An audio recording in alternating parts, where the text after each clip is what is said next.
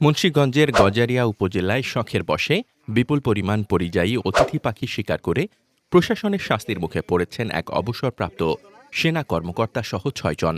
এ ঘটনায় তাদের মোট কয়েক লাখ টাকা অর্থদণ্ড করা হয়েছে এবং শিকারে ব্যবহৃত অস্ত্র জব্দ করা হয়েছে। বৃহস্পতিবার রাতে উপজেলার মাথাভাঙা এলাকায় এ ঘটনা ঘটে। স্থানীয়দের অভিযোগ, সকাল ১০টার দিকে একটি প্রাইভেট কারে করে ৬ জন ব্যক্তি ঢাকা থেকে গজারিয়া আসেন।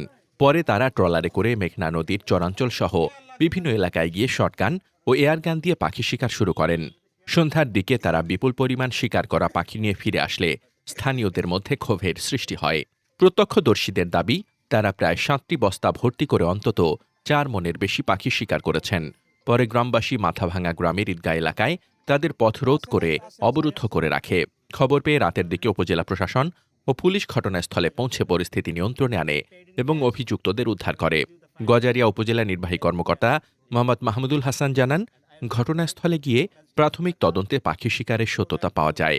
অভিযুক্তদের মধ্যে একজন অবসরপ্রাপ্ত সেনা কর্মকর্তা এবং কয়েকজন বয়স্ক ব্যক্তি থাকায় তাদের শারীরিক অবস্থা বিবেচনায় কারাদণ্ড না দিয়ে বন্যপ্রাণী আইন ২০১২ অনুযায়ী অর্থদণ্ড প্রদান করা হয়।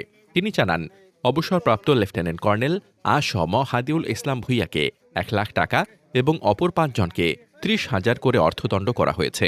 একই সঙ্গে পাখি শিকারের কাজে ব্যবহৃত ৩টি শটগান, একটি এয়ারগান ও ৬৩ রাউন্ড গুলি জব্দ করা হয়েছে। দণ্ডপ্রাপ্ত অন্যরা হলেন আবরার উদ্দিন আহমেদ, হাজি ওসমান আলী, মাজহারুল হক কুরেশি, আবদুল্লাহ নূর ও আরিফ আহমেদ। মোহাম্মদ শামীম রেজা, দৈনিক খোলা চোখ।